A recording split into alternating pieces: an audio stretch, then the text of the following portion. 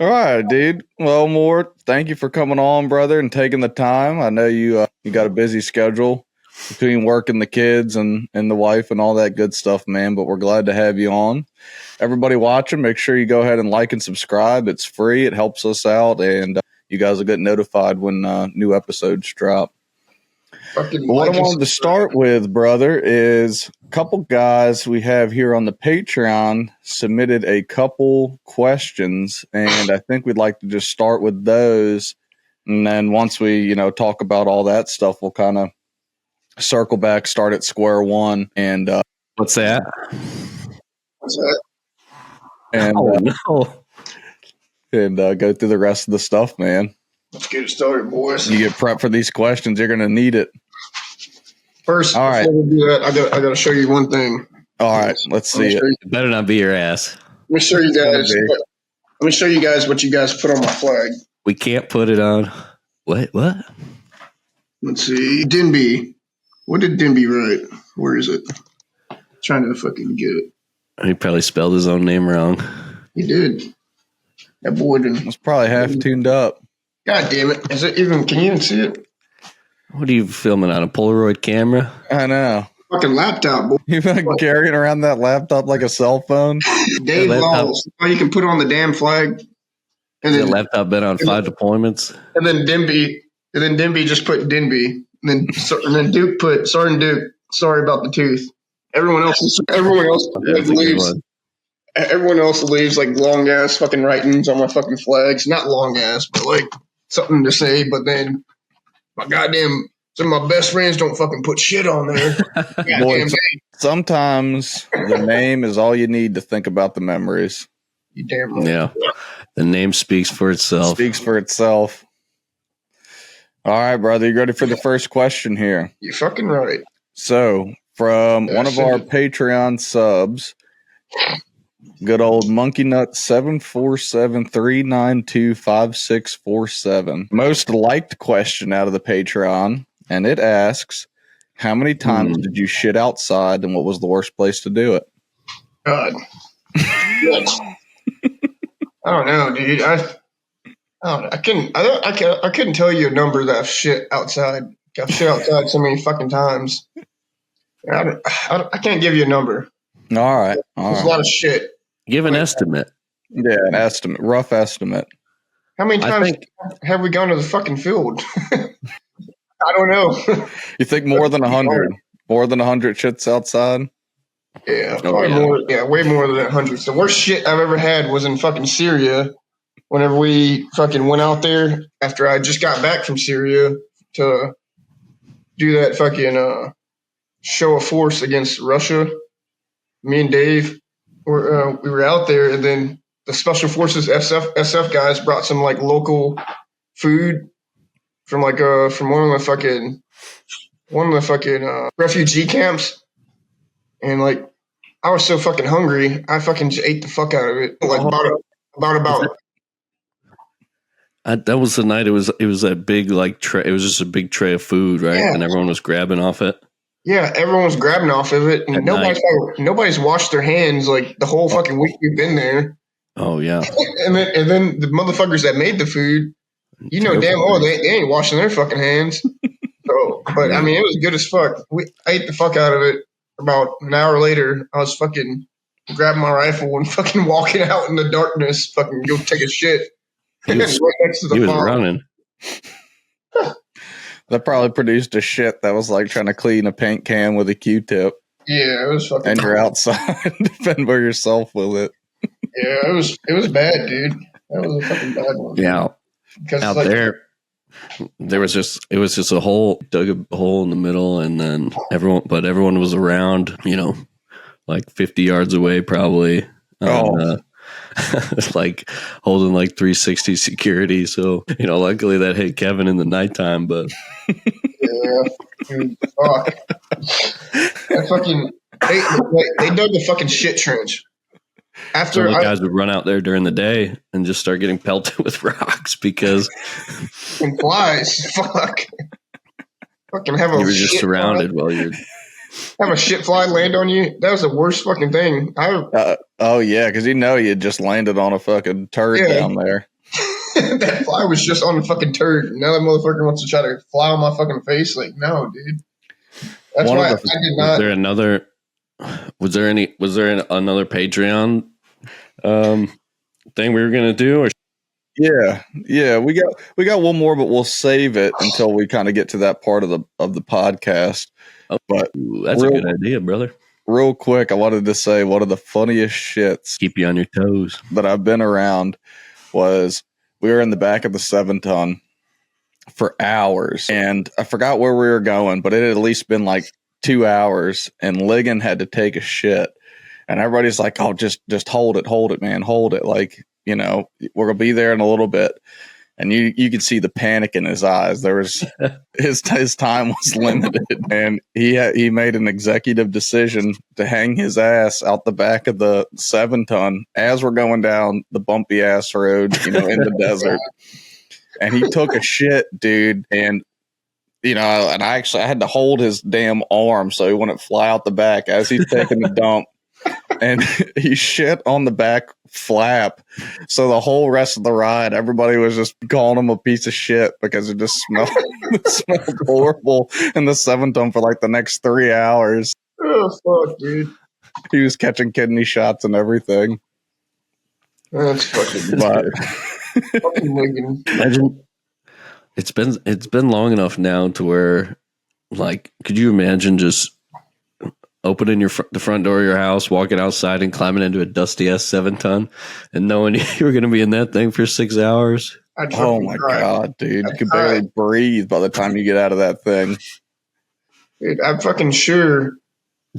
Like, eventually, at some point, we're gonna have fucking COPD. Like the VA fucking told me I had COPD, and I don't. Yeah, do you imagine how much dust you're breathing in? You sneeze, it's like somebody popped a fucking smoke grenade off. Dude, I was fucking cutting concrete, and I'm just like fucking full of dust. I'm cutting concrete, big ass concrete saw, and then I get a safety class, and they're like, "Oh yeah, that's actually bad. You don't want to breathe that stuff in. It causes COPD."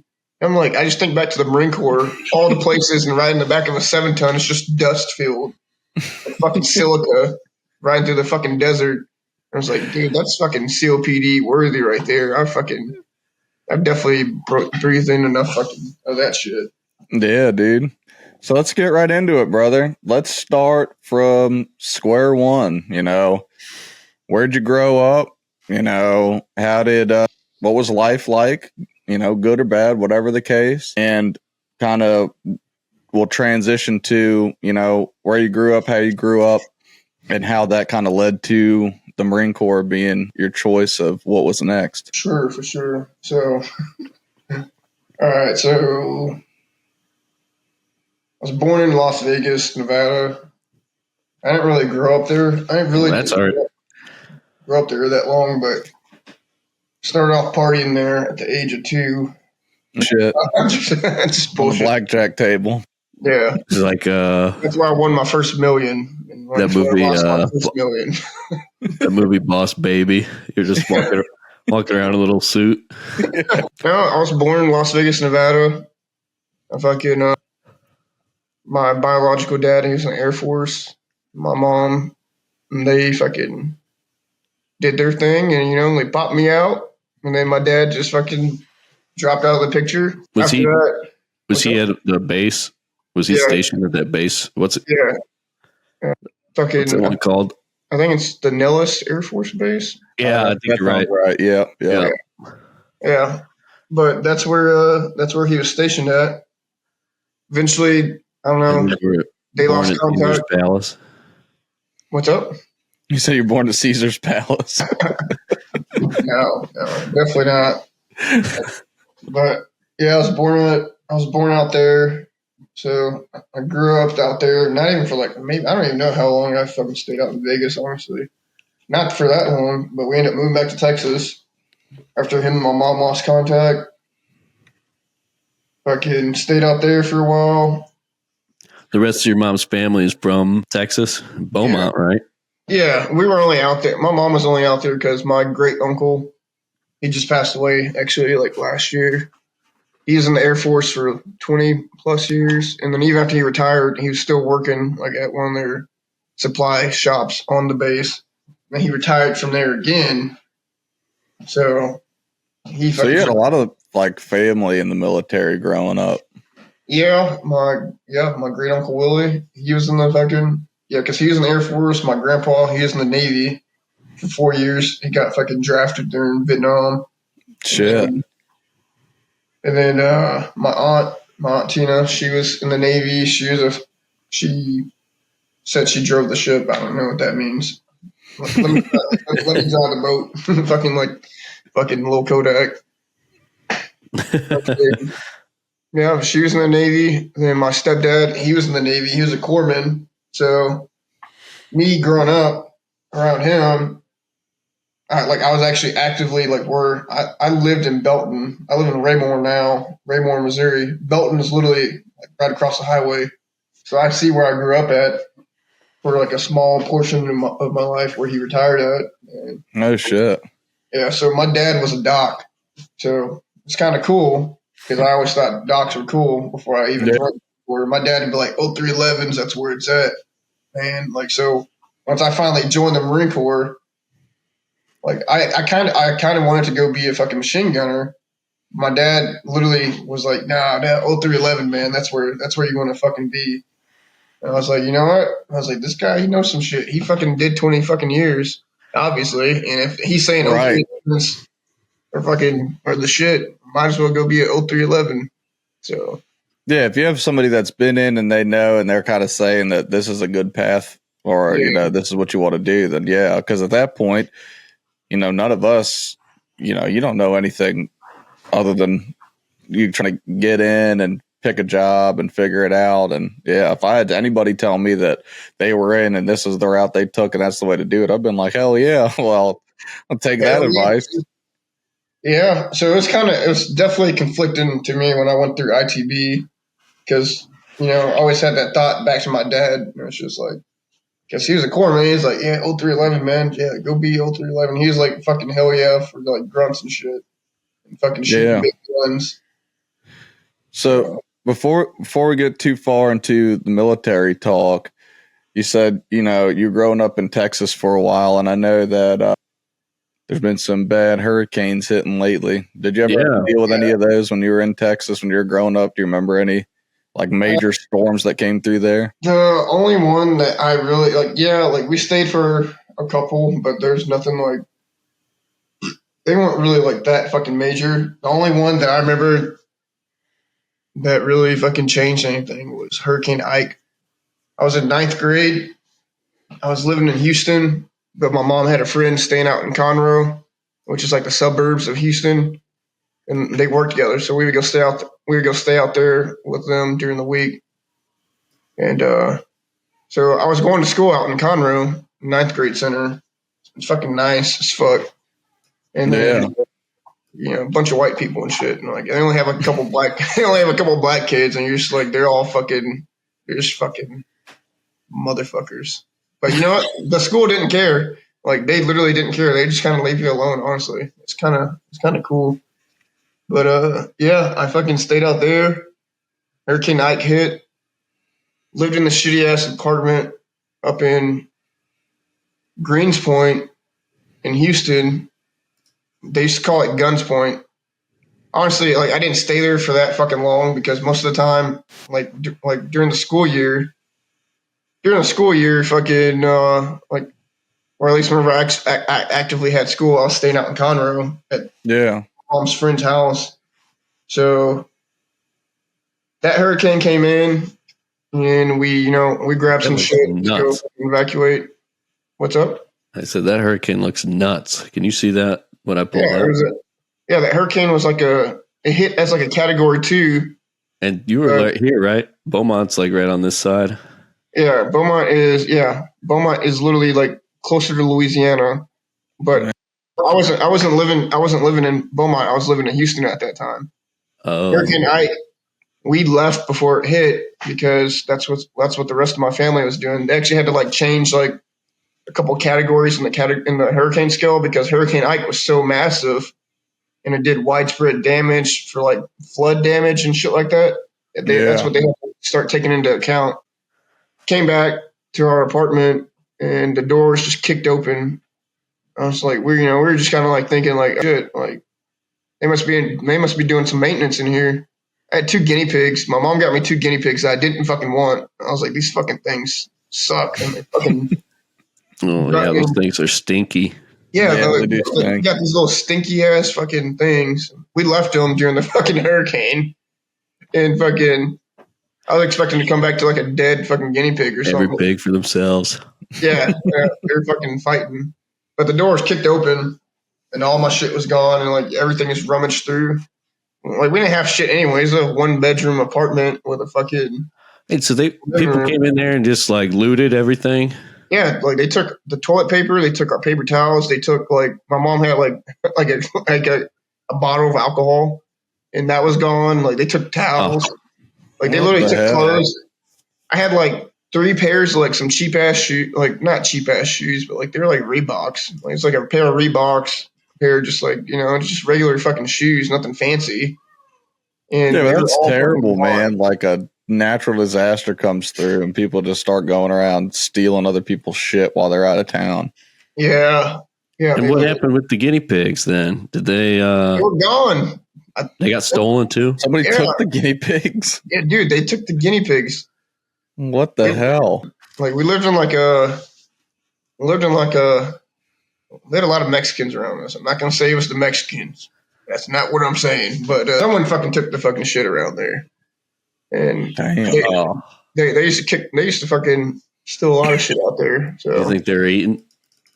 Dude, I don't know, honestly. The thought crossed my mind. Times call for tough measures. Yeah. They kicked the door, took all of our shit though. And fucking so we came back and we just kind of rummaged. Look at those things, man.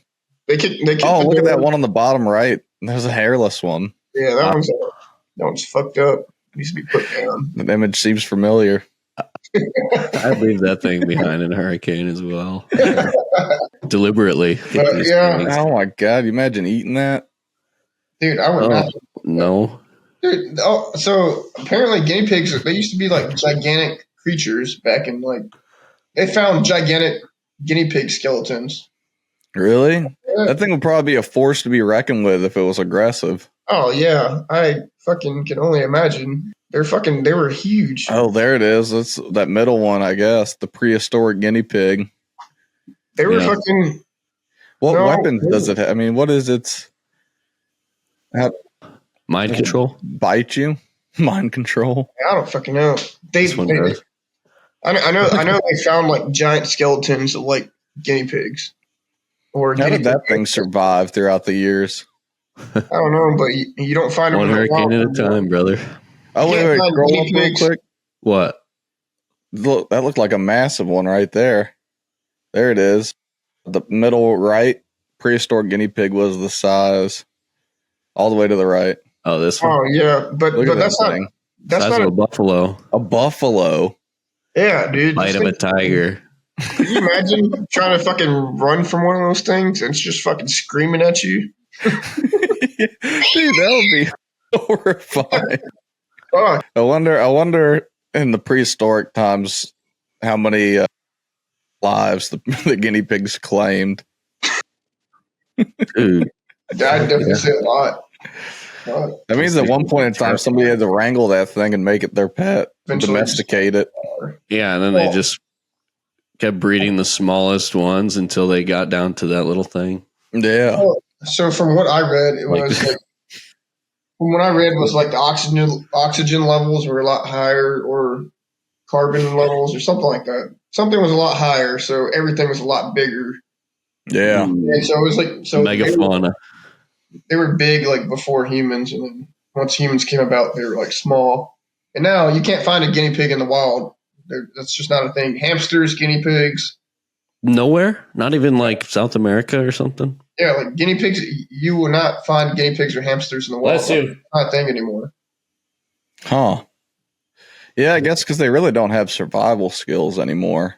Yeah, they would get fucking murdered. Yeah. Fucking I had a gerbil growing up. They need a bowl of sunflower seeds and a water bottle to survive. Yeah. They don't just come across that in the wild. I had one growing up, and he had gotten old, So we released him on the family farm to go live out his experiences in the woods, and he immediately got just stepped on by a fucking horse on his retirement. Wow. That horse definitely did it on purpose. Yeah, dude, that's what I'm saying. They're just not meant to be in the wild. Those horses. It brought me to my knees. Fuck. So, like, I guess maybe, how did you guys bounce back after you come back? All your stuff is gone. And then I kind of wanted to get into, I know you told me probably your uncle or a couple of your uncles were the ones that really taught you a lot of mechanical skills, taught you how to work on cars and stuff. And yeah, I kind of want to hear about that for a little bit. Yeah, so after we got back from that hurricane, or after we came back, we grabbed whatever shit that was still like salvageable. Like a lot of it, whatever was left, wasn't like, they kind of just rummaged through a bunch of our shit, took what they wanted, and left the rest. So my mom called the cops or whatever. The cop came through. The cop was just like, I mean, he's a cop. He was just kind of like, man, that sucks. He's trying to like cheer me up. He's like, you didn't have no like, what kind of games did you have? So you had fucking Madden or anything like that? I was like, no. No, I had like fucking Tekken and all this other shit. And it's like, yeah. And he's like, damn. He's like, man, that sucks, man. He's trying to cheer me up and be funny, but it's just kind of, I was like, yeah, because there's no way they're gonna find out who did that. Yeah, I was like, yeah, like they're not gonna fucking find it. They're focused on like the hurricane relief stuff. Yeah. Like, so we grabbed whatever we could. That's so shitty. We moved back to Beaumont and stayed with my aunt for a while. So from there, stayed back with my aunt for a while back in Beaumont. I go back to school out there. I don't know about you guys, but like for me, growing up in Beaumont, you can still do corporal punishment. Did you guys have corporal punishment? Like when you're growing up, like they can take a paddle and paddle you on your ass if you get in trouble and shit. No, that shit wasn't corporal punishment. Yeah, no, they didn't have that when I was growing up at my schools. Oh, so that you're saying the teachers could they could do a little discipline with a stick or a paddle? Yeah, like a paddle, like these fucking. That was coaches. Standard procedure in the old days. Yeah, dude. I mean, a couple of guys I worked with, they were just talking about that the other day. How when they were in school, that was like if you did something super disrespectful, they could take that paddle and whoop your ass with it. Yeah, dude. It was, so now people are making money doing it on the internet.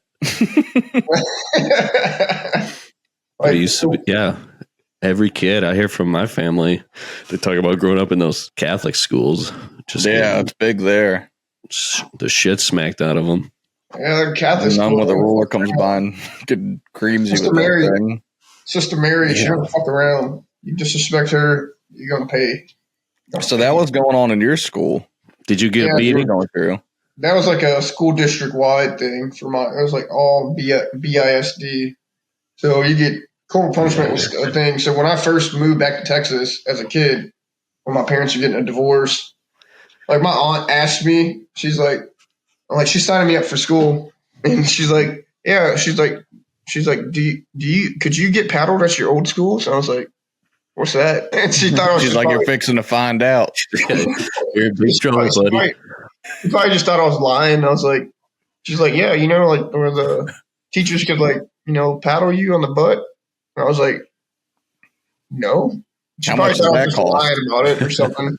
I still remember this conversation, and she just kind of laughed. And then she signed whatever. I'm sure they had papers that you had to sign as a parent saying that you can or you can't.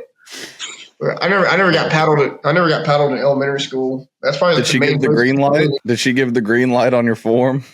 No. I'm pretty sure she didn't because I never got paddled. Oh, I got you. I never got paddled until I was in high school for fucking punching this motherfucker with some yellow ass teeth, talking shit. And then one of my buddies was the instigator. He was like, "Oh man, I wouldn't take that." And then it was just one of those days. And then he's like, "You're gonna let him talk to you like that? Go over there and whoop his ass." That's a good idea. It was like one of those days. He just he said a yo mama joke and everyone's laughing, and then my buddy is just like, "Yeah, I wouldn't take that, man." And then after that, next thing you know, we're fucking fighting in this classroom. And I was like, I don't want this. I was like, I don't want fucking detention. But the teacher who paddled, the teacher who paddled me was like some old lady. So it didn't even fucking hurt. It was like, get the fuck out. She didn't have the strength to lay down a whooping. Yeah, no. Like no, see, I think when you scroll down, the ones with the holes in it is like the standard.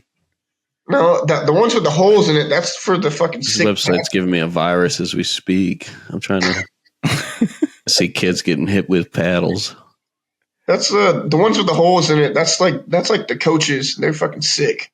Yeah, because that gives you a little less air resistance. This could power a 2-man kayak. Fucking oar they're using to beat people with. I don't like looking this up. Yeah. You're gonna come out halfway through the podcast when somebody steals all your information.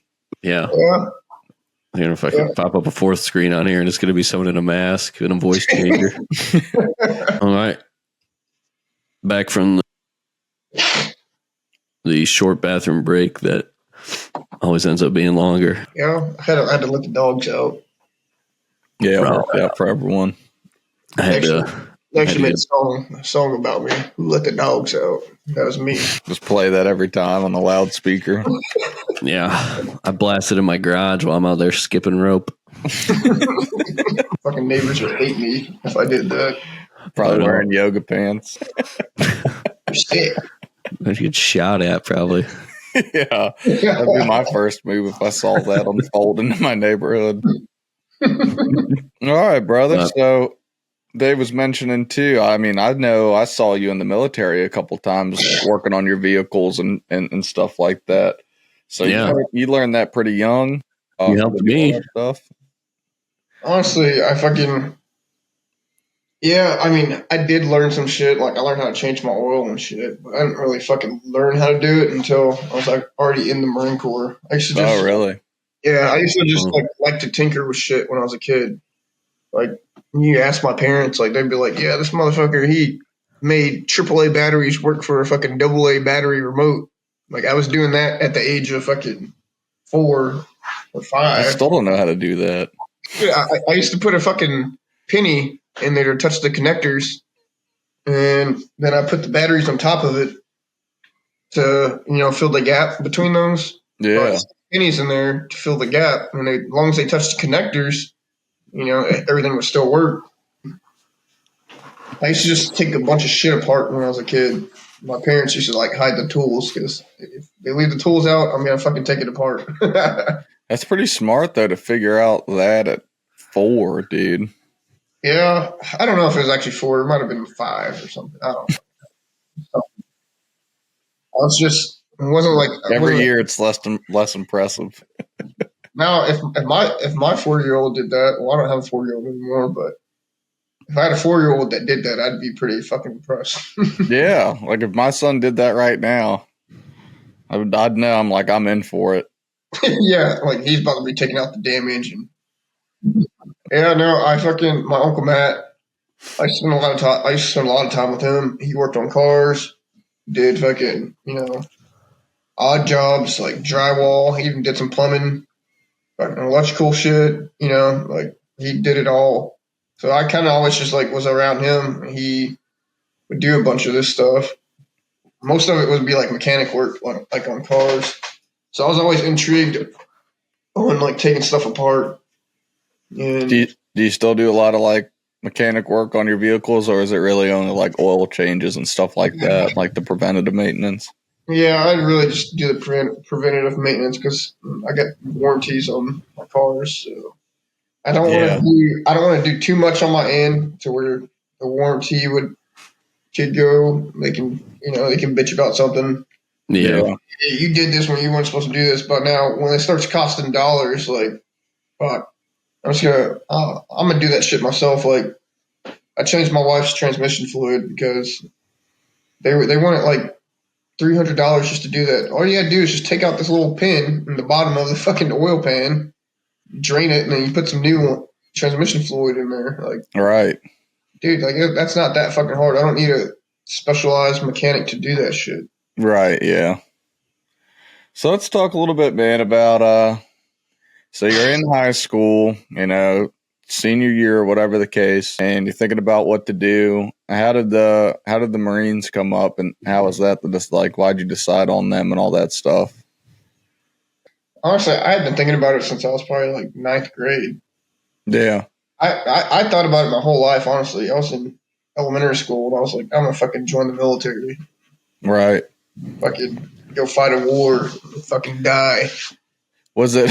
Said that shit like literally when I was in elementary school, but fucking. So it always been in my fucking head. I'm watching TV and playing video games, and that's what they fucking do, Yeah.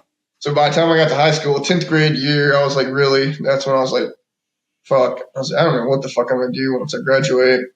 But I was like, I gotta get the fuck out of here. I need to be somewhere where I'm gonna make money, but still like, I'm just out on my own figuring shit out for myself. Yeah. Like my 10th grade year, which was really my second ninth grade year, because I just did not do any of my fucking homework or anything like that. I just kind of just fucked around. So I had to do ninth grade year. I was a ninth grader 2 times, and then I was an 11th grader, so I skipped 10th grade kind of.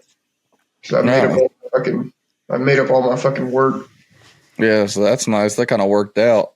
Yeah, but I did have to have my fucking. Like I didn't apply myself in school, dude. I didn't. I literally had to have my fucking my GPA. Like I don't know, I had to sign some papers or something to where I could still graduate with with all my credits. It's like 2 credits less than like a normal or some shit like that. Well, a lot of the school system's a joke, I think, man. It is, dude. I didn't apply myself, so I left. I think I had like a 1.8 fucking GPA or some shit. I don't fucking know. It's fucking something like that. But I still graduated. That was like my end goal, was just to graduate. Had to get the degree. Yeah, so I can join the military. A diploma, I mean. I was like, fuck. I was like, I can't even join the military if I don't get a fucking degree. So now I worked harder in school just to fucking catch back up and get all my shit done. So when it came time, were you always like, all right, it's going to be the Marine Corps, or did you go and talk to the recruiters? How'd that go? No, I only went and talked. Well, I talked to the Navy, but they were kind of just like fat fucking lazy bastards about it. Like, yeah, because I thought, with some of the family background in the Navy, I was wondering if that was, if you had thought about that when you were talking to the recruiters. Yeah, I talked to the Navy. They're different, dude. The Marine recruiters, they'll come out, they'll fucking pick you up, get some fucking food with them. Yeah. And you just got to take this test. You talk to the Navy, they're like, you just got to be at this place at this time. I'm like, dude, I don't even have a car. They're just like, you're right. Dude, I had kind of a similar experience, a little bit different, though. I had scheduled a meeting with the Navy recruiter. And so I went over, and how most all recruitment offices are, they're all together, Yeah. And so I went up to, he was like, we'll be up here at 11 o'clock. So I was like, all right. So I get up there. It's 11 o'clock, right on the dot. I go to open the door to the recruitment office. It's locked. Knock on the door. Nothing. Marine recruiter comes out, and he's like, I think you're at the wrong door, buddy. And that was it. I went in there and started talking with him. Yeah, dude, it's literally that easy. That's like, I don't know, like I don't even feel like the Marine recruiters, like, yeah, they put in a little bit more work, but like if you're just there when they say to be there, like, yeah, they work with you a lot more. Yeah, like I just remember being my recruiter asked me, my recruiter Sergeant Johnson. I remember him. He was a grunt, and he's like, before you go to MEPS, he's like, he's kind of like talking to me. He's like, yeah, man, like, they're gonna be trying to be cool with you in there and everything, but don't fucking give in. Yeah. He's like, all right, here, I'm gonna act like one of them. So, yeah, man, you ever smoked weed? Not even just one time. It's not even one time. And then I was like, like, yeah, I did smoke weed once. And he's like, no, don't say that. Oh, wrong. I was like, oh, shit. Okay. I was like, damn, they would have had my ass. Yeah. Yeah, dude. I feel It's like gonna ran everybody. you through that.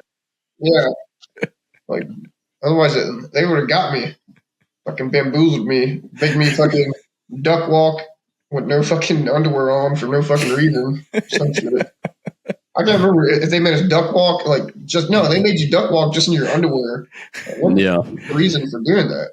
Yeah, you think they'd ask the disqualifying questions before that, but Yeah, some old bastard in there wants to see everyone's ass before yeah. he decides if they're disqualified. Let me see that butthole. Like what? No, I don't Now think that you passed that check, have you ever smoked weed?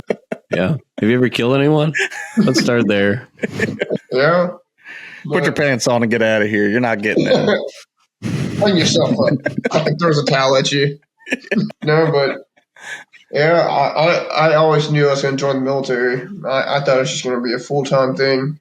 If you could have let my ass sign a fucking 20-year contract when I was 18, I would have signed a 20-year contract, not knowing what the fuck I was getting myself into. They would have got a lot of people with those. Oh yeah, dude. I mean, when I first got in, that was what I was like. I'm doing 20. I'm doing 20. I almost signed a 5-year. Well, yeah, think about that. Some people had those 6-year. It was like a 6-year contract, and like with like a $4,000 bonus.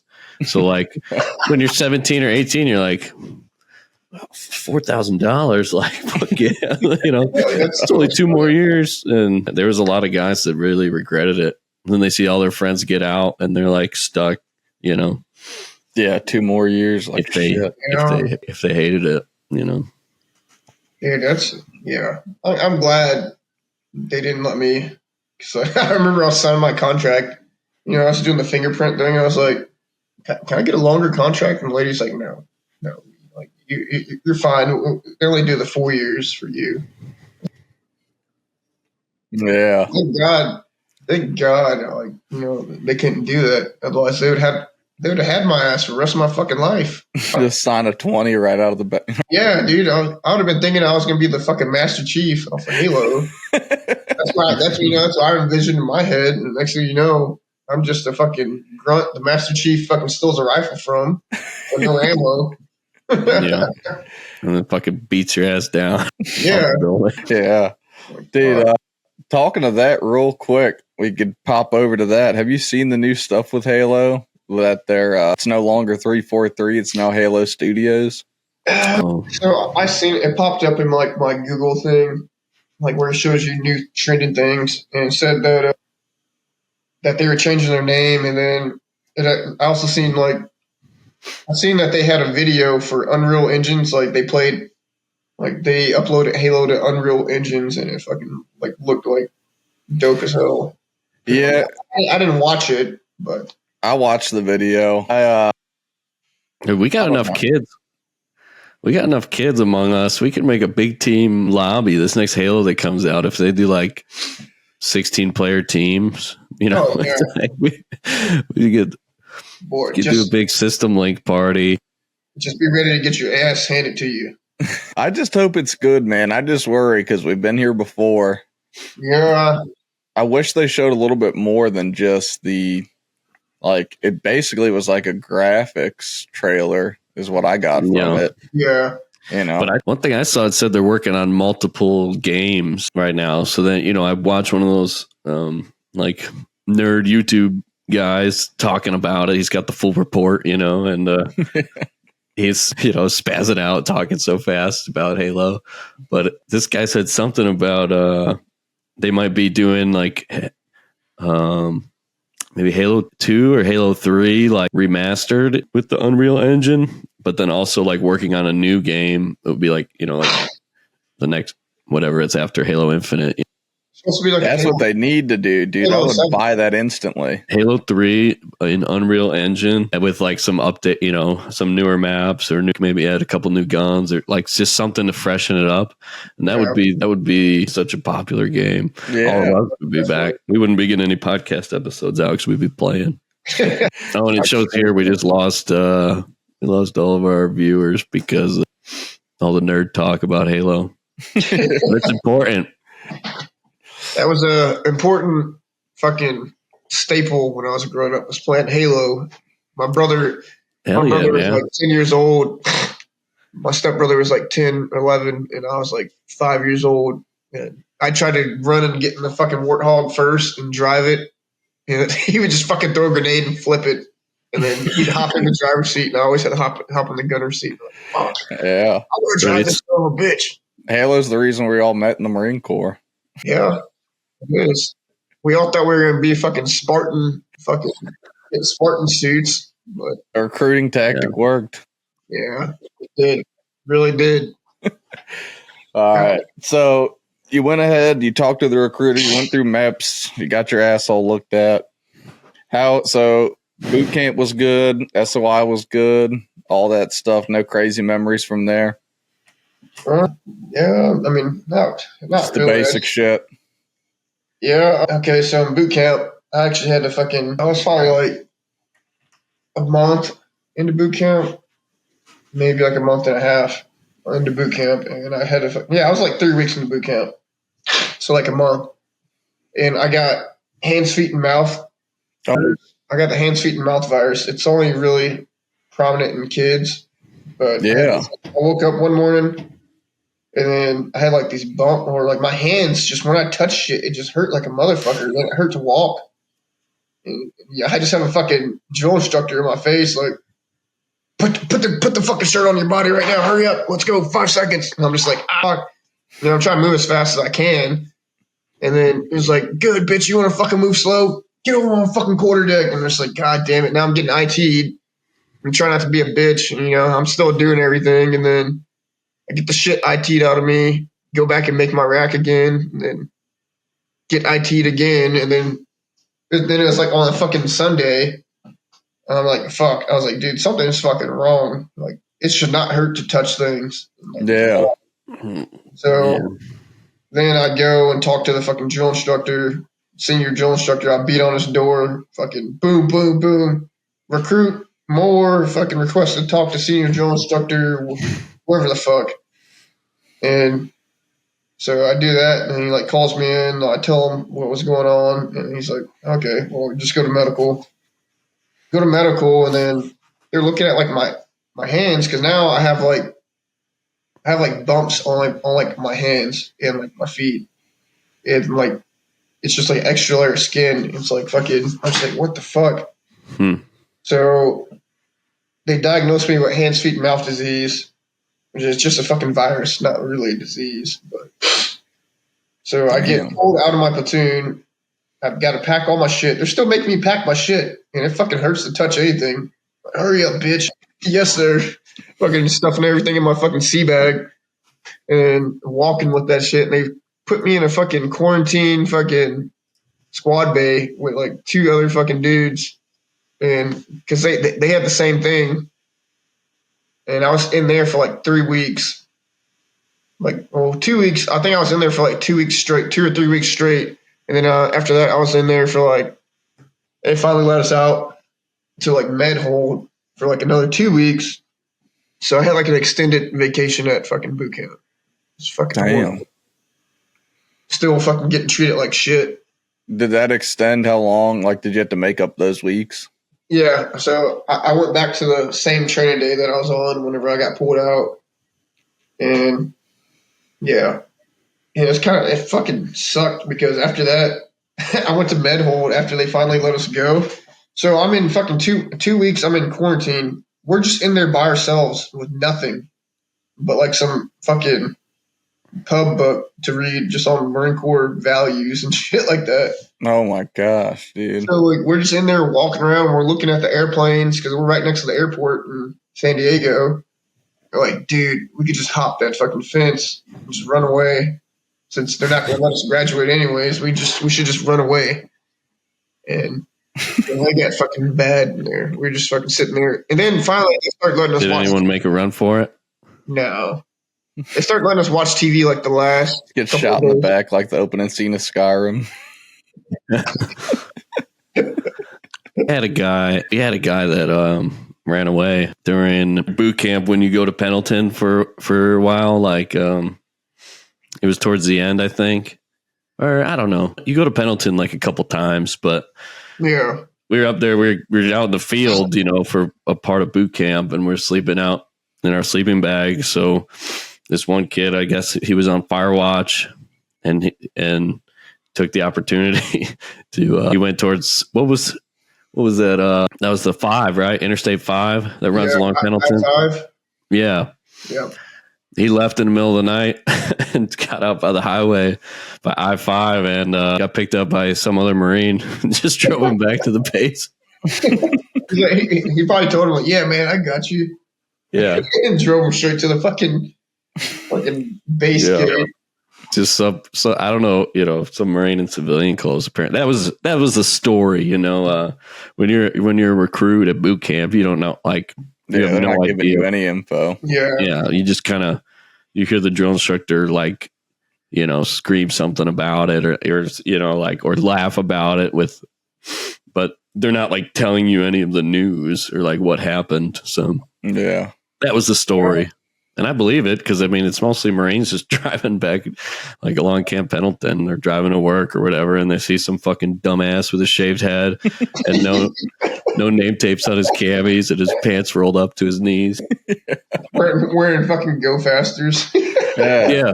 Probably had the glow strap on too, just the beacon on the side of the road. Don't want to get hit by a car. So take us to when you met Dirty Dave, brother. Dirty Dave. Met Dirty Dave when 25 Fox.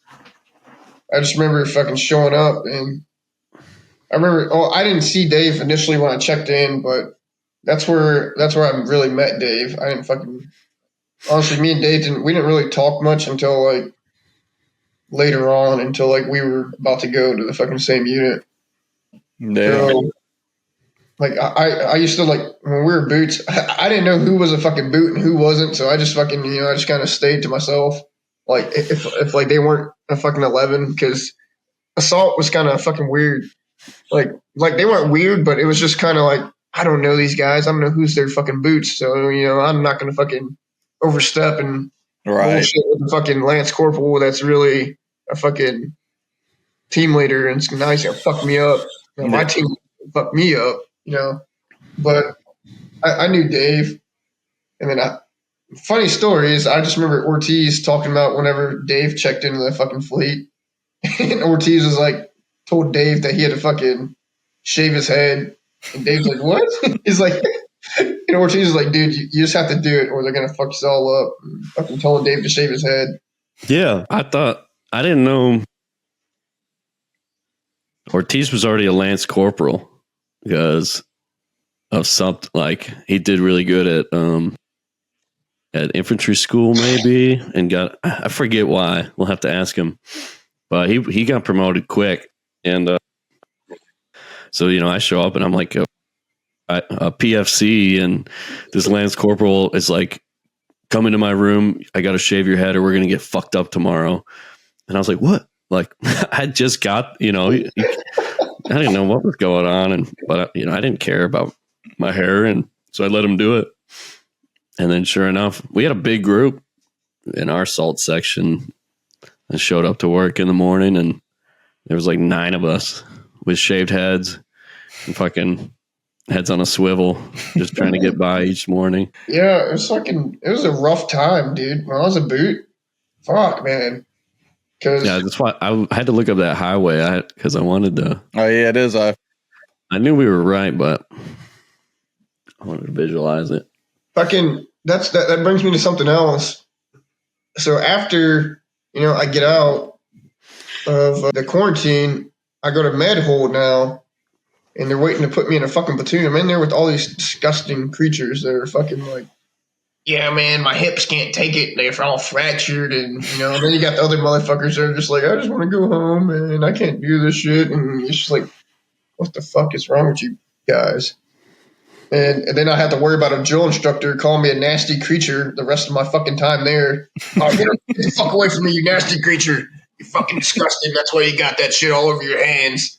And I'm like, like my hands and my feet, like my skin, like peeling from where I had this shit. Like, oh fuck, you disgust me, bitch. Get away from me. And it's like, fuck. It just fucking sucks. You got that shit from chewing on your toenails in your rack at night. I finally go back to the platoon, and then everything goes fine. But then I get to ITB, I make it all the way through ITB. You know, we do that 20K or 25K hike back, and my foot had been fucking with me for a while. So, so finally after that hike, wait, so you jumped just to try to follow. You just jumped ahead. You said this is the end of infantry school when you're doing the final rug march, final hike. Yeah. So that hike, my foot had already been fucking with me for like a couple weeks. So, but I jump ahead and I just keep pushing through. I'm like, I'm not a fucking pussy. I fucking did that fucking hike. It's fine. My foot only hurt like a little bit. It wasn't that bad. And then I told my SY instructor, and he's like, yeah, just go to medical, man. Just get checked out. You'll be fine. I go. They do a fucking X-ray, and they told me I have a fucking stress fracture or fractured foot or some shit. So now I already completed ITB. I'd passed everything. And then they put me on med hold again, dude. I was fucking pissed. Oh, they put me on med hold again. I like begged them. I was like, can you guys just send me to the fleet? Like, I'm fine. I can just go. They're like, no, we already put it in the system. You got to stay here. Your foot has to get healed. You need to go through physical therapy. So I graduate ITB, and then I go to fucking med hold. I was like, what the fuck is this shit? So I'm already supposed to be in 2.5. And so I'm just literally just sitting there on med hold with all these pieces of fucking shit. Yeah. Just fucking whining about their fucking lives. And they're just trying to get the fuck out. Finally, my foot heals, and they put me in the fucking new join platoon or whatever. They put me in charge of all the new guys that come in. The instructors over there, they put me in charge of like all the new guys that come in. So, I'm just kind of showing them the ropes and everything, and then I have to take counts and shit like that.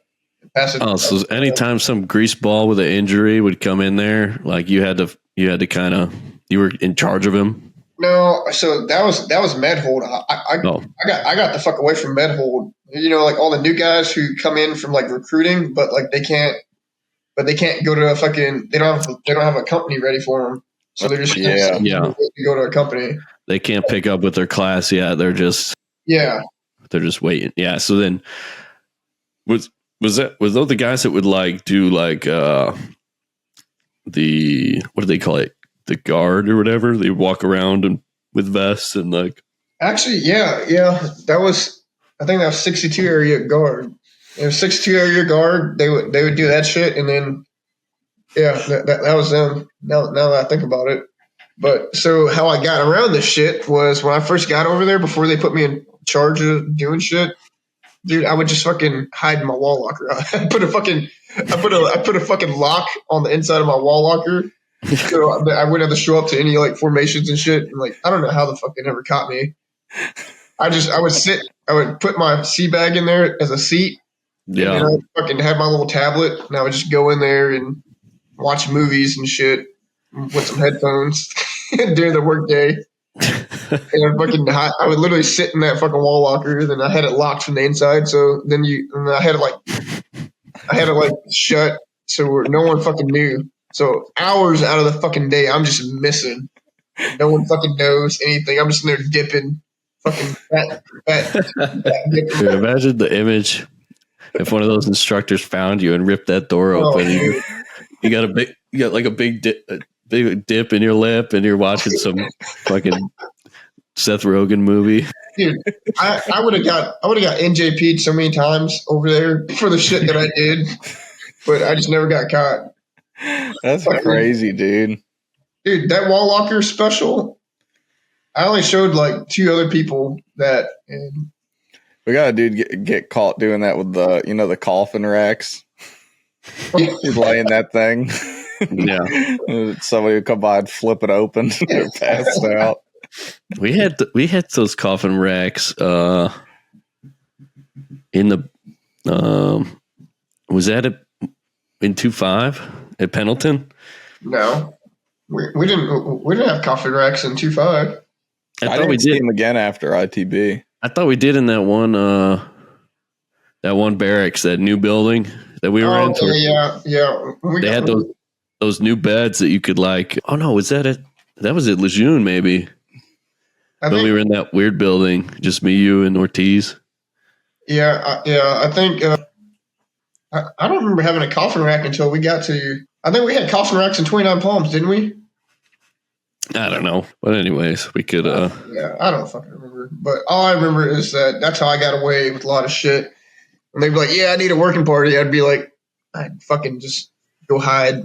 I'm in my fucking wall locker, fucking watching Netflix all fucking day, watching anime and fucking movies and shit, fat dipping." And then I just remember hearing, like, I'd hear the fucking instructor walk by. We had this new dickhead instructor that came walking in. He's like, "Yeah, we're gonna go PT." I went and PT'd one time. I was like, "I'm not doing this shit again. I'm fucking. You won't find me." And I remember just hearing him walk by my wall locker one time. And I was just like, "Fucking." It was like whenever it's that movie, like with the Predator. Like he's like right next to you, but you're just trying not to move. You're like, "Oh, never got caught, bro." That's Just change that image with more with a spitter and a show on Netflix. Yeah, dude, I was a stealthy motherfucker. I'll tell you that. And then I check into the fleet, and you know what happens to me? I check in by myself. I take a taxi to 25 in San Mateo, like right around the fucking corner, and I got all my shit with me. You know what happens? I get my fucking ass hazed like a motherfucker for like that whole time when I was a fucking boot. God damn it. I didn't know. The first time I got hazed, I didn't even know I was getting hazed, dude. Like, I just thought I was generally fucking up. And my roommate was like, "Dude, they hazed the shit out of you." I was like, "What's that?" Because we went out for this one PT, and, I was a boot. I was fucking retarded. I didn't fucking know. I hadn't been fucking working out or nothing. I was generally in good shape, but like when I showed up, I was like, I wasn't in running shape or hiking shape because they had me sitting in med hold. Right. So your legs were molded to that bag. So I show up and I have fucking Staff Sergeant. What was that dude's name? Staff Sergeant Dunn, I think. He was a motherfucker. Yeah, I remember that guy. He was a fucking recruiter. I hated him. But I show up. That's back when we still had guides. You had a platoon guide, and you had platoon sergeant, and you had your platoon commander, and the guide would come tell the platoon what to do after orders got dished from the platoon sergeant or whatever. I remember we had fucking Sergeant, what was his name? Who was fuck. I'm still friends with him. It wasn't Sergeant Ortiz. You know who I'm talking about? The Cuban guy from my platoon. He looked white, but he was Cuban. Yeah, I know exactly who you're talking about. Why can't I think of his name either? Fuck, I can't remember. But you know what? Like we went PTing one time. We'll think of it and we'll throw it up. We'll throw it up on the video or something. He just had it out for me for some fucking reason. And I just remember they made me like bear crawl up this fat ass hill right next to First Orange Hill. I'm bear crawling up the motherfucker, going as hard as I can. And they were like, "Buddy, carry him up." And I'm just a weak 130-pound boot. And they're making me carry like a 180-pound boot up this fucking hill. I'm like, ah. And then I get up to the top and they're like, "Bear crawl back and forth, bitch." I'm just bear crawling back and forth. And then like, "Pick that log up." And then I picked the log up. And I'm just running with it by myself, like just a short little log. And I was just like, "Fuck, dude." I was like, "I must be fucking up. I must be retarded." I got to fix myself. And I get back to my some character. Yeah, I get back to my room. Then my roommate's like, "Dude, like, they hazed the dog shit out of you." And I was just like, "What?"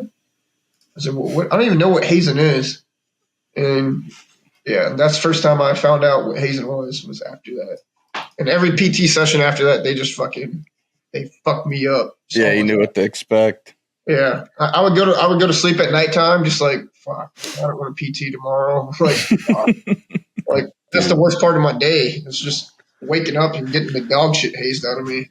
That was always the worst. Like, you wake up at night and it's like 3 or 4 in the morning, and you got to be down in formation at 5 to go fucking run up a hill or something. And like running up fucking First Orange Hill.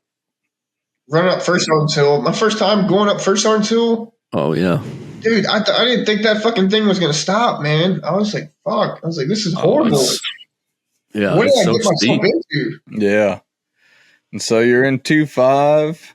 Then both you guys came over to 3.7, and that's where we met. And I think this is a good point too. So you went through boot camp, ITB, 2.5, 3.7, and then you guys went to another unit. What was that?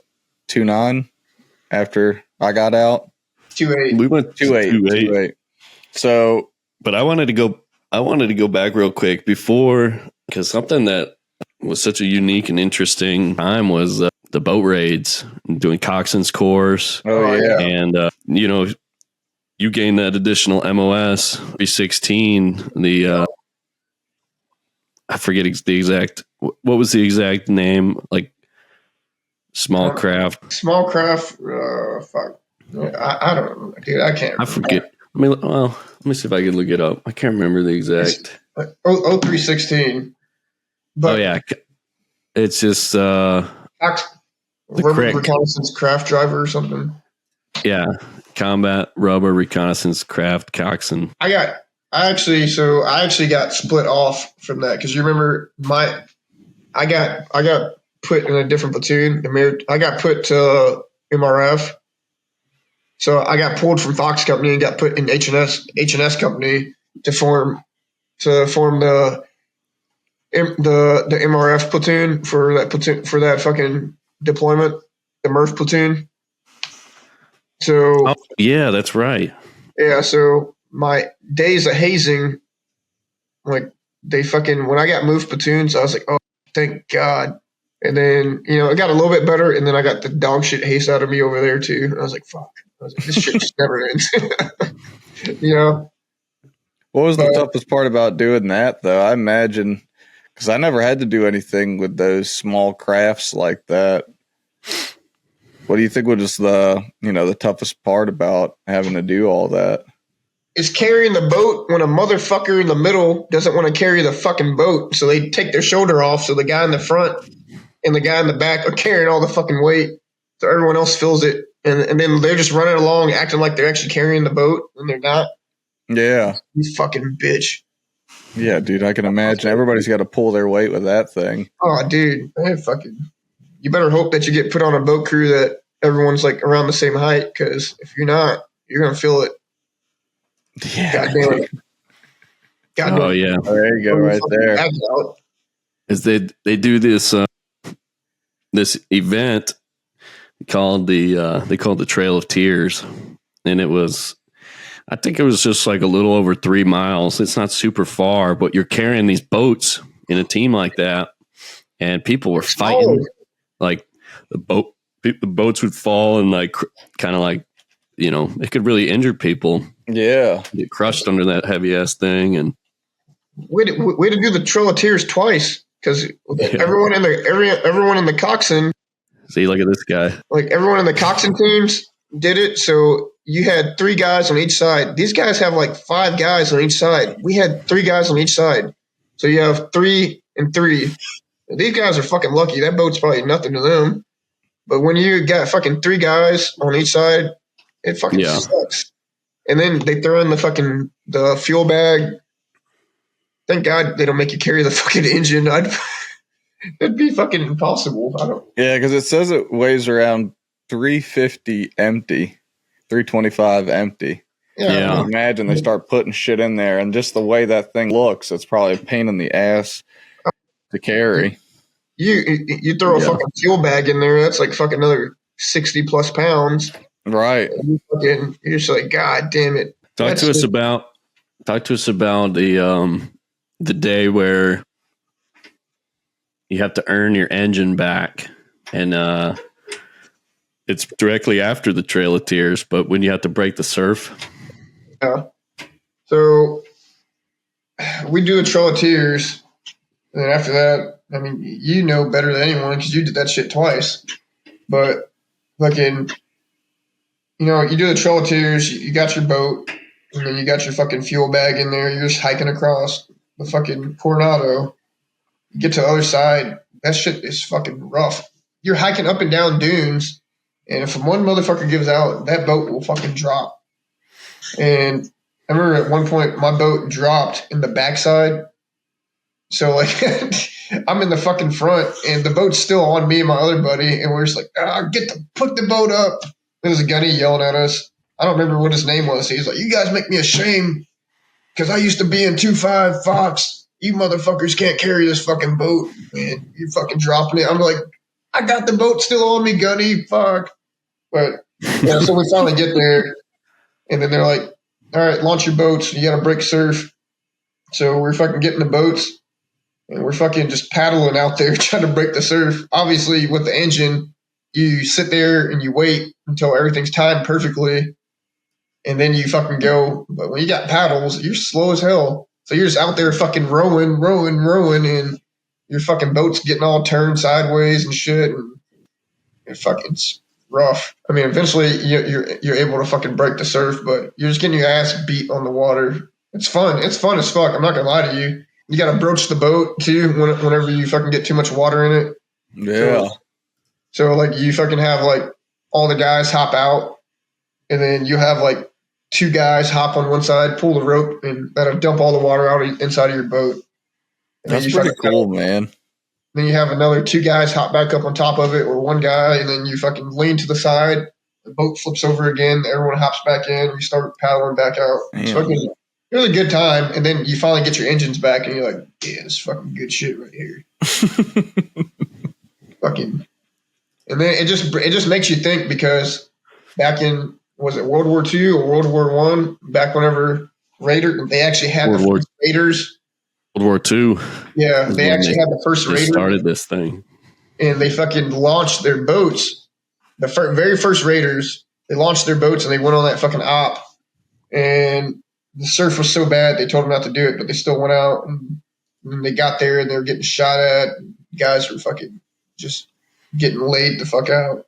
And they had to carry their boats all the way across this fucking island, and they had to fucking, they tried to leave, but they couldn't because the surf was so fucking bad. A couple guys were still able to make it out, barely. And it just makes you think, like, dude, these guys didn't even have engines, and they fucking, like they were fucking making it out, and their boats were probably heavy. Yeah, they were some hard chargers. Oh yeah, paddling up. Fucking, it was a good time though. But for my first deployment, I got separated from Fox Company, so I was part of the Murph platoon. So I got separated, and then we formed our own platoon for Maritime Raid Force, and so we're Maritime Raid Force platoon. They actually had another fucking name, but you worked with Force Recon, and then you had us, and we were the security element for Force Recon whenever they go somewhere. So we did a lot of fucking shooting packages. We fired like 10,000 rounds per person in my platoon when we did that fucking package, and it was like CQB and close quarter shit. So you actually had to fucking qualify. So they had us out there drilling with like the private contractors and Force Recon guys, drilling, doing these fucking drills. Like fucking target pops up, and you have fucking like 3 seconds to 2 in the fucking chest, 1 in the fucking head. Yeah. Whatever the fucking drill was, and you have to be within this fucking, like, you literally have to be in there or you won't make it. And then we get on deployment, and then we have another fucking, package where you have to qualify to be in the fucking trailer squad, which is the squad that goes with Force wherever they go. I remember I was nervous as fuck to do that shit. I was like, fuck, dude, I'm gonna fuck this shooting up. I was still able to fucking qualify. I remember one of my buddies, King, he didn't qualify. They actually had a couple guys. I think they had like 1 or 2 guys that didn't qualify for the shooting thing. So they got kicked out of our squad and got put in another squad. So we got to work with Force and Recon like pretty closely. How many attempts was it just one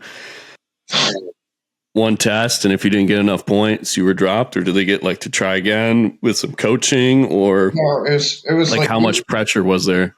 It was like you have this one attempt, and if you don't pass, you're not fucking gonna be a part of this.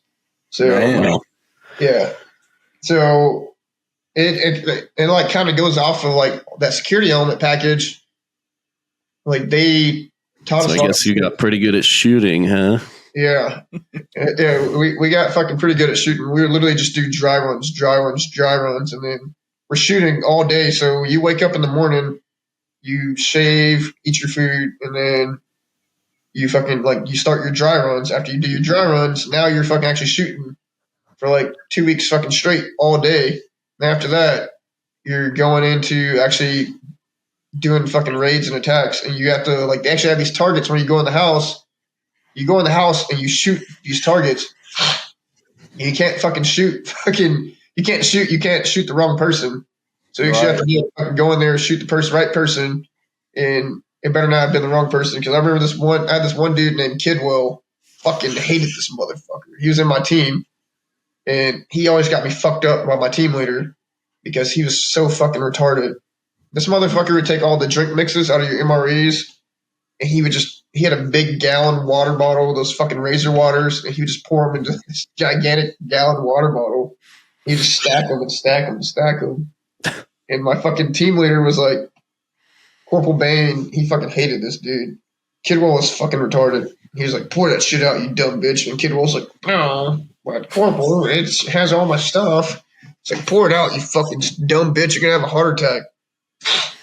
And one time that motherfucker shot the wrong target. And then they're like, who shot that target? And they're looking at me. I'm like, it was not me. Kidwell's like, well, it wasn't me. So I'm just like scrambling. He's sweating like a motherfucker. And they're like, I was going to go touch that cross on that hill. And I was like, you fucking bitch. Like, you better not. He never admitted to it. And they never made us go touch the cross, but we were supposed to. Which hill? It was on this shooting place. Oh. On Pilton. And this cross was like all the way up this fucking hill. And I was like, dude, I don't want to run up there and go touch that shit. So you went through that course, got the secondary MOS, and then both of you guys came to 3-7. Anything stick out? Some crazy memories from 3-7, or how'd all that go? 3-7. I just remember. You guys remember Sergeant Seiler? Sergeant Seiler. He was in my platoon. He was my squad leader. Oh, yeah. He had got out and he came back in, but he was in like early Iraq and got fucked up out there or some shit like that. And he would just say snakes, and like, you know, he'd be swinging his arm and be like snakes. And he hated so hard. He hated so hard. He didn't want one. He had some almost like ticks that he would do, or like whisper things and make like involuntary movements. Yeah, like he didn't know about it. He would say snakes and would not. He'd be like snakes, and then if you ask him about it, he'd be like, "What? What are you talking about?" And it's just like I remember that shit. But he is also one of the smartest motherfuckers I've ever met. He's so fucking book smart. Like, yeah, and he was like a smart ass squad leader too. But I remember hearing him talk about stuff, you know, during like, if it was like we were receiving an order, you know, and he was giving his part. Like he was like a Marine Corps pub. Like, yeah, he knew he was so smart. He should have. He should have been a fucking like a staff sergeant, but after that last deployment that they went on, and he was in Iraq or whatever, they lost some MVGs or something, and he told them like, these extra MVGs should not be on this post. Here's why. Here's the reason why it shouldn't be there. And they left him on that post, and they got lost. And, you know, like they tried to hold him accountable for it. Well, he's like, no, I already told you. I gave you all my fucking reasons in writing. They tried to hold him accountable for it or whatever. Eventually he got off the charges or whatever. But he's smart as fuck. Cool dude. And I just remember checking in. He's my squad leader. You know, I'm coming from 3-7. I didn't really have much of a fucking – I didn't go to fucking TSOL or anything. I was a fucking GP guy, you know, GP guy. And then now I'm coming over. Now I have a team. And then – next thing you know, now I have a fucking squad, and like I have fucking lieutenant fucking fuck, what's his name? Fuck. Hold on, let me look up that dude's name. You had had Lieutenant McNeil. Yeah, Lieutenant McNeil. Yeah. So I had him as my platoon commander, and like he's asking Dave, like, "Hey, how's this guy? Is he a piece of shit? Is he like what's up with him?" Me and Wolf. I got there. Who knows? Maybe we'll say a month or maybe a couple weeks before Kevin, and things were going all right for me. So and so Lieutenant McNeil pulled me outside and wanted my opinion. He's like, "What's up with this Moore guy that just checked in?" He's like, "Why hasn't he gone to these schools or what?" Or it was something you hadn't been to the rifle range. You had to qualify on the rifle range. You were like overdue, and so it made you look bad on paper. And it was because I was still a Lance Corporal, and he was trying to figure out why I wasn't a corporal and why I hadn't gone to like IT, why I hadn't gone to AIC. I couldn't pick up because I hadn't gone to the rifle range, because when we got back from that deployment, they knew I was leaving, so they wouldn't put me on the fucking rifle range. Yeah. So I already had like the points to pick up. I just need to go to the fucking range. That's right. I would have picked up at the end of deployment. I would have picked up corporal, but my rifle range was expired, so I couldn't pick up. So it kind of fucking sucked. So, yeah, and I told him you were a real piece of shit. As you should. But I just remember I checked in. Dave helps me. I stay in Dave's room, and then I get all checked in the fucking unit. I'm just trying to figure shit out, and fucking 3-7 is just chaotic. The boots are just fucking screaming all the time and just walking around. I remember doing that fucking range, and you got Dimby out there. I was like, "Who's this fucking PFC telling me what to do on this fucking running everyone through this fucking range?" And then I got the boots saying, "Mr. Dimby." I was like, fuck. I was like, what the fuck is wrong with this place? And then, then I started talking to Denby, and I was like, oh, he's cool as fuck. And next thing you know, it is crazy. My bad. No, I was going to say it is crazy how there is a very different culture at each base, or like even probably within each unit at each base. Like it's the same job. It's Marine Corps infantry, but you change the location and you change the unit, and it's a different. You have to adapt to kind of the culture of it, or I don't know. The different people get used to certain things. Like obviously 3-7, everyone's talking about Morgan's Well. You're not shit if you haven't done Morgan's Well and stuff like. But then like if you're just from Pendleton or Camp Lejeune, it's like you never even heard of that. Because there's something else at your base that is like a big milestone. Yeah. Fucking I just remember we did all that shit, and then fucking we ended up doing that fucking squad comp. This is my first time. McNeil he pulls me and Wolf Grant in there to talk to us, and then I don't know, I really wanted to be a squad leader. So as soon as Siler got out of the picture, they bumped me up to fucking squad leader. So I had Wolf Brant in my platoon too. So I don't know, I was just fucking kind of going hard. So he tells me I'm gonna be the new squad leader, and then he's gonna schedule me for ITB. We do this fucking squad comp on that fucking Friday, and we're running our asses around. I'm still trying to fucking transition from just being like I wasn't a team leader over at 2-5, but I was still like, I was like GP, but I wasn't like completely fucking retarded over there. So I'm still trying to transition to now being a fucking squad leader, and we do the squad comp, calling up 9 lines and shit like that. I don't even have that shit fucking memorized. I always like to fucking go off of my card or whatever the fuck, because you can't fuck it up. That's just the way I was taught. It was like, you just read it off this and you can't fuck it up. So we do that shit, and then we're going to all these different stations. And I remember fucking, who was it? Mazone. Mazone lost his fucking MVGs somewhere in between there, where we had to do that fucking fighting station, I think, or we had to do the O course or something like that. We sat all our rifles down. We had to do the O course, or we had to do the fucking sparring session, and we're leaving. And then we had who was our XO at the time? Lieutenant What's his name? I can't remember his name. Well, I think it was probably, was it Captain Ball at that time? I'm about to say, yeah, because I was thinking of the guy that was before Captain Ball, but that was before you guys got there. I can't think of his name though. Yeah, well, you have Lieutenant Ball there, so I do an EDL check, and then we're running, and then, or I didn't do an EDL check. I just took off running. I was like, hey, everyone got their EDL, and then Mazzone's like, ooh, and he's like, he doesn't have his MVGs. I was like, what the fuck? I was like, how the fuck do you not have your MVGs? So we run back, we're searching for him, and then Lieutenant Ball was like, he's like, did you not do an EDL check? I was like, I've been doing one every fucking time, and I literally said that to him. To the fucking XO. I'm just a fucking Lance Corporal. And then I was like, fuck. I was like, I'm fucked. You get one on Amazon, try to turn it back into the armory. After that, I just told him, I was like, I've been doing an EDO check every fucking time. And then we end up finding them. So then we take off to our next fucking station. We have whoever our captain, our company commander was at the time.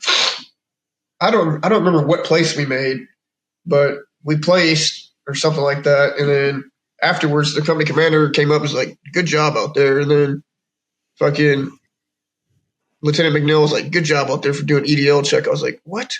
I was like, he lost his MVGs.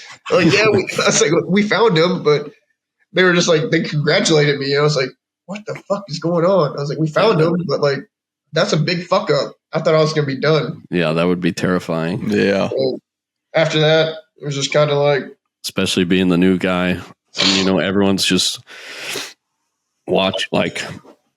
just waiting for something like that. Yeah. Okay. And then, so I guess we'll transition over. Like I said, we'll get more in depth on these in the later episodes, talking about the different units and stuff. But I say one more thing. Yeah. About Siler. So I do remember this. Fucking Siler was asking Omeda some questions or something when he was a boot. He didn't know it. And then Siler was like, good. Since you don't know your knowledge, he goes back into this fucking room and grabs like a big ass stack of fucking books. Omeda's like in the air squat up against the wall. And Siler's like, good. Since you don't know your knowledge, here, you can carry some of mine. He sits it on top of his legs. Omeda's up against the wall. Like, at least I think it was Omeda. I can't remember. Someone was telling me about that, and I was like, God damn, Siler, he's a fucking hard motherfucker. That's awesome. You don't know your knowledge. Carry mine. Then. So you guys went to 2-8, and that's where you had the COVID cruise. How was that? Fucking ass. So what happened?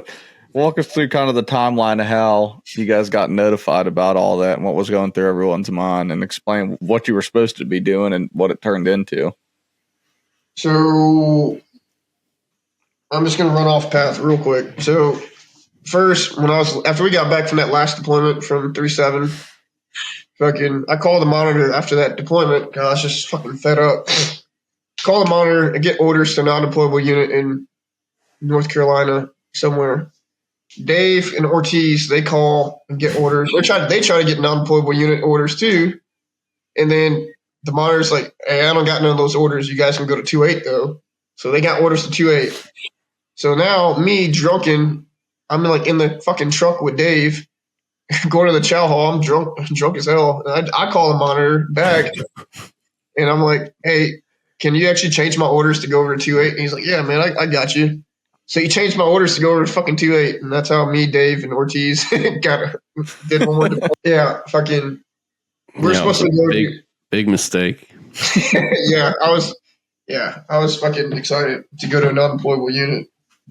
But that deployment was supposed to be like a Mediterranean deployment. Like you stop and go do a training in a bunch of these different Mediterranean and get some libo out there. And then it turned into just being stuck on a ship for 7 months. Which is fucking horrible. And then on top of that, I already didn't like the East Coast because as soon as me and Dave checked in, like a week later, you got the second Mardiv general coming down there telling everyone that they're pieces of shit for wearing some old camis or something like that. And then he comes out with a big-ass order and saying that now second Mardiv will have reveille every morning, rooms will be inspected by gunnies and staff sergeants. Everyone will be up by this time cleaning their common areas. Oh, it was. So, Oh my gosh, dude! they played rugby through the fucking speaker in the barracks, dude. I was like, I woke up hungover one morning to Reveille, and I was like, my eyes bloodshot red, and I was like, what the fuck did I do? Yeah, dude, like hell. There was something you can look it up. There's a whole here. Let me see if I can find it. Yeah, there's a whole thing about it, and then the second Mardiv general, after he had so much fucking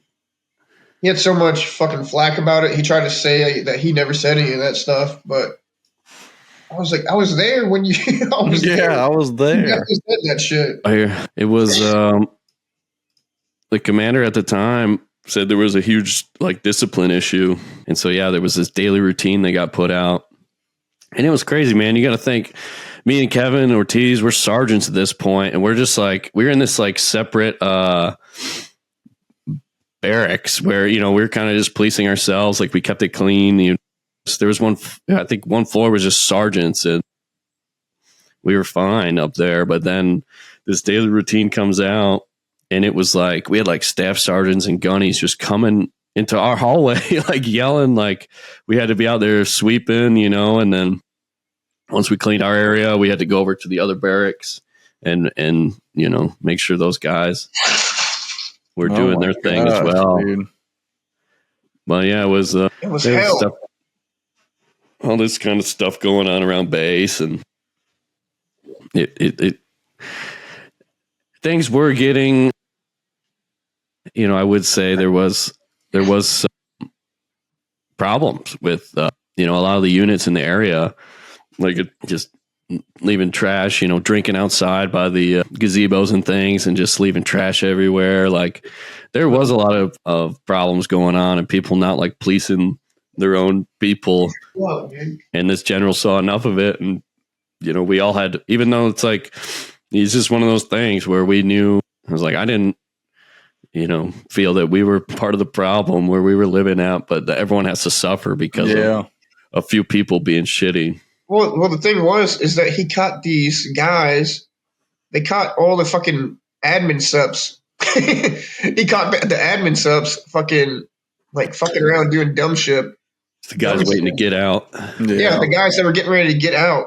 And then he fucking prosecuted the whole fucking Marine division. It was like, what the fuck? That's insane, dude. Like our whole unit was at ITX when we checked in. So it was just all the admin sub guys and the guys that were getting out because their contract was up. So it was just the worst of the worst. Just to circle back to the deployment for a second. So how long in total was that deployment, including, because you guys got extended for COVID, but you couldn't go to ports or anything like that. So how long in total were you guys on that boat? Fuck. I think altogether so I think we spent maybe 2 weeks out of that whole deployment on land, like non-consecutive. So like 2 weeks altogether out of that deployment, we were on land.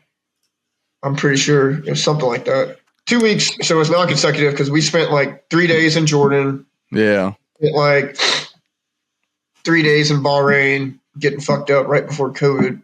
And then we spent like 5 days in the UAE, fucking in the middle of nowhere, fucking doing some training out there. Or actually, it wasn't 5 days. It was like 3 days out there, 3 or 4 days. And then we went to these little trash islands, like in between Iran, like right off the coast of Iran.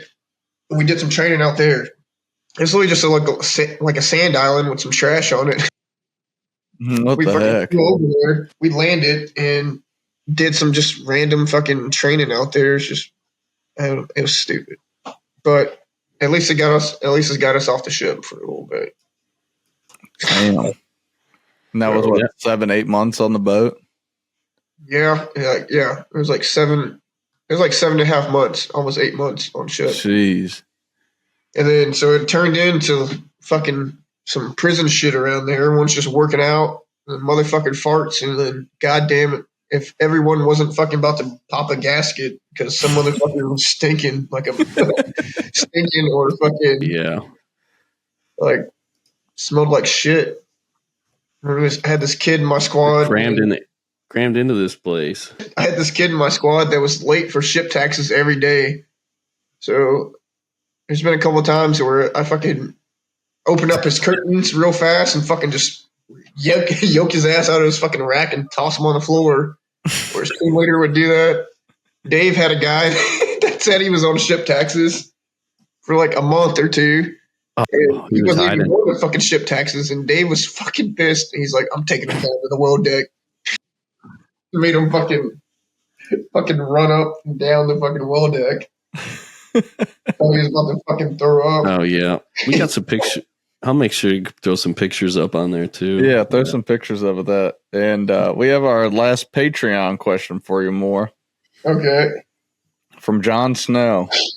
He said, hey, guys, could you ask Moore what one of his funniest memories during his military experience was? Thanks. Looking forward to the episode. Funniest memories. Thank you, John Snow. Yeah, thanks, John Snow. Okay, you put me on the spot, John Snow. It doesn't have to be the top, and we could circle back, but what's something funny, really funny that sticks out across all those deployments, all those different units? Oh, fuck. Sure. I literally have like a million funny things I could think of, but now that you asked me that question.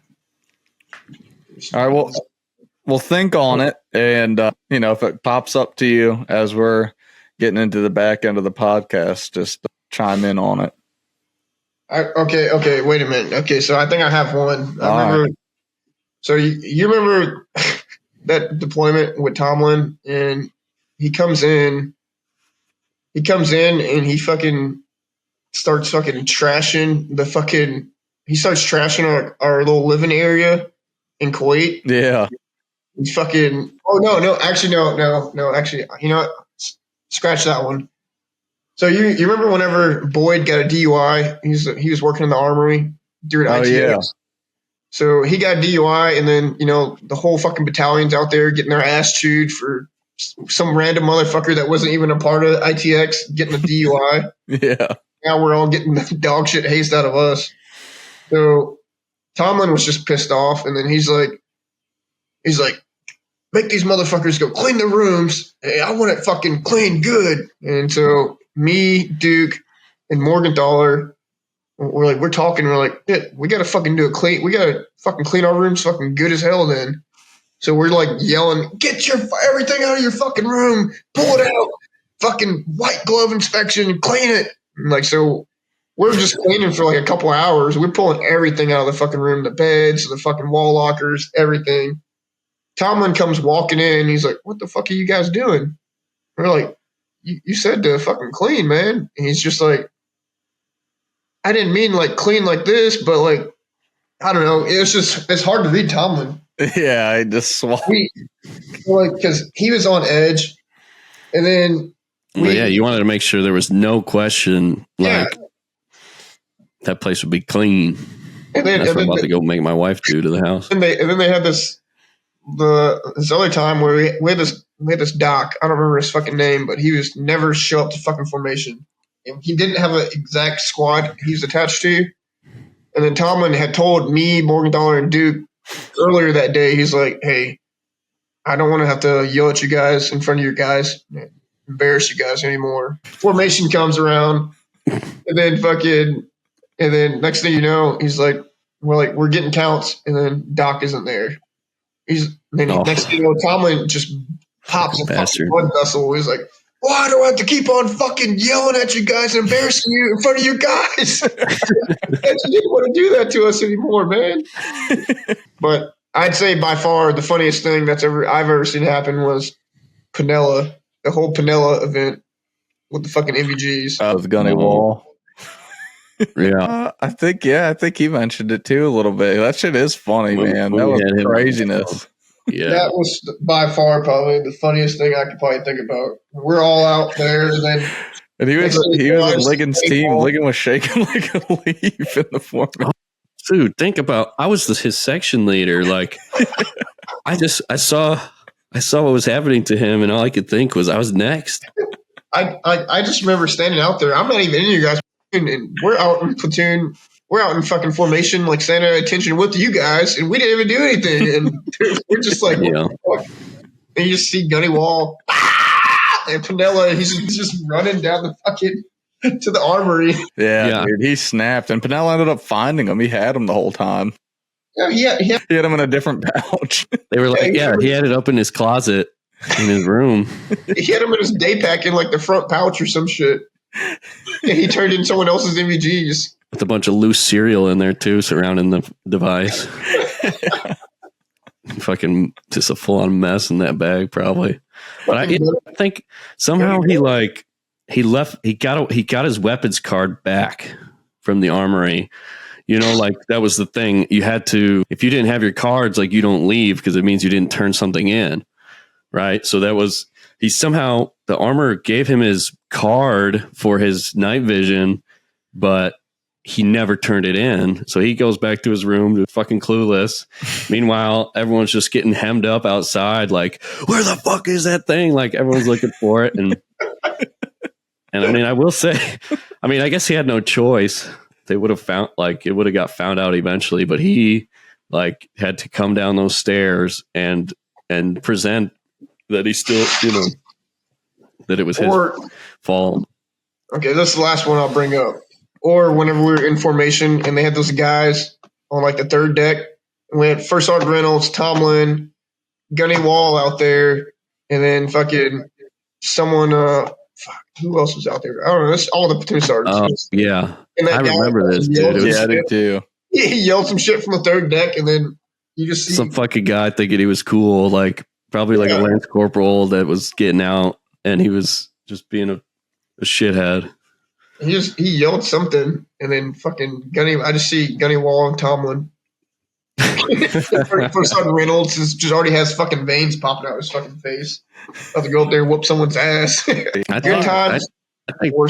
I think that was one of the first times I saw. At the time he was Captain Morales, but I saw him break a little bit. Like he had a little smirk because I think he was up in front of the company, just doing the normal company commander talk, telling us what was next and stuff like that, and then you just hear in the background this dude just getting screamed at, and I don't know what they were making him do, but it was so just the whole company was looking up, trying to see what was going on, and I remember the company commander kind of smirking or maybe laughing a little, he couldn't help it. That dude fucked with the wrong, that's the worst crew to come up there. He could have just went quietly to his room, and I would have literally just got up and been all fucking running. As soon as I see them fucking coming my direction towards you.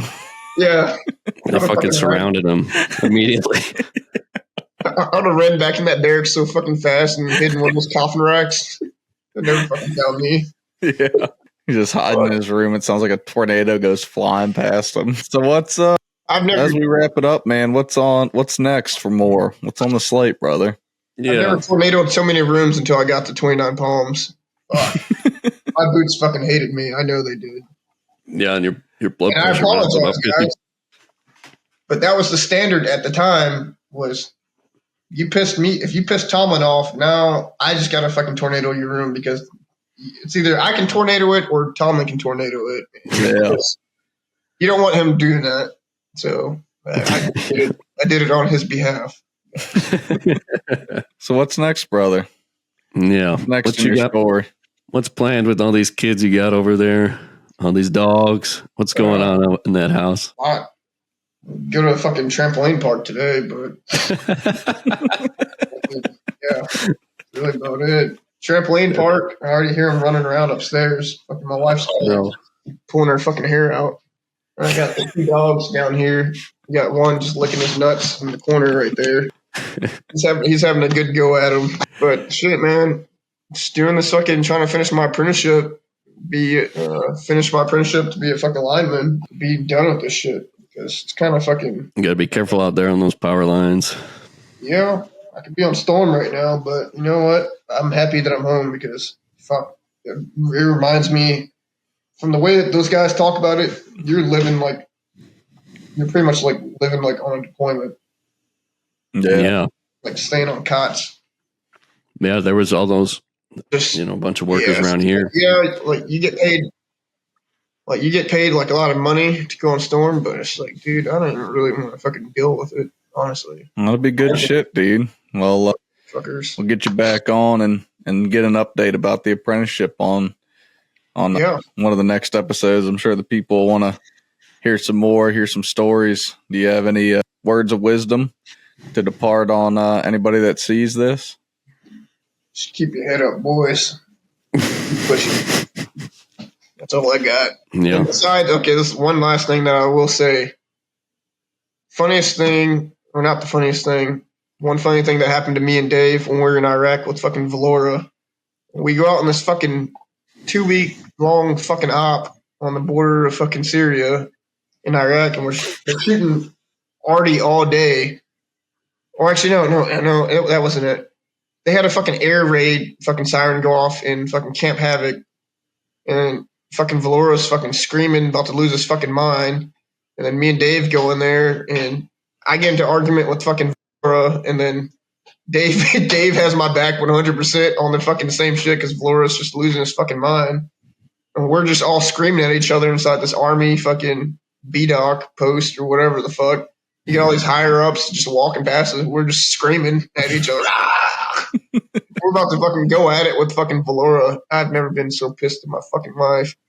Yeah, I don't even remember what the problem was, but tensions can get so high. He was mad because the fucking roster that we had to go out was not in the fucking not where it wasn't in the office already where they were at, but they threw away the papers every day, so it wasn't our fucking fault. We already had a pre-made one.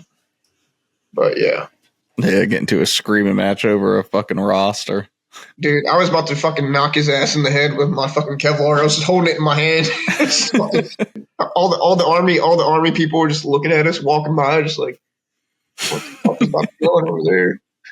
Well, hell yeah, brother. Well, thank you for taking the time to get on here and do the show with us.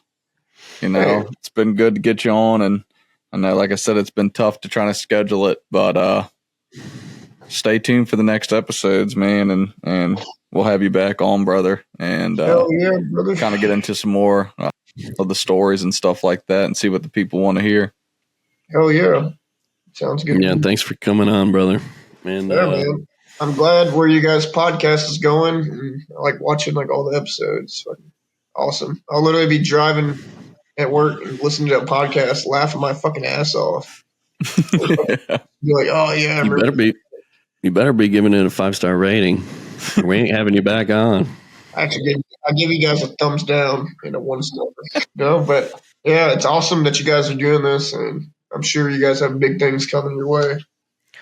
Well, we're gonna have you back for part 2 somewhere down the road because there's a lot more that we could have covered about all of your deployments and stuff in Iraq, stuff in Syria, countless stories of being stuck on that boat, the USS Baton during COVID.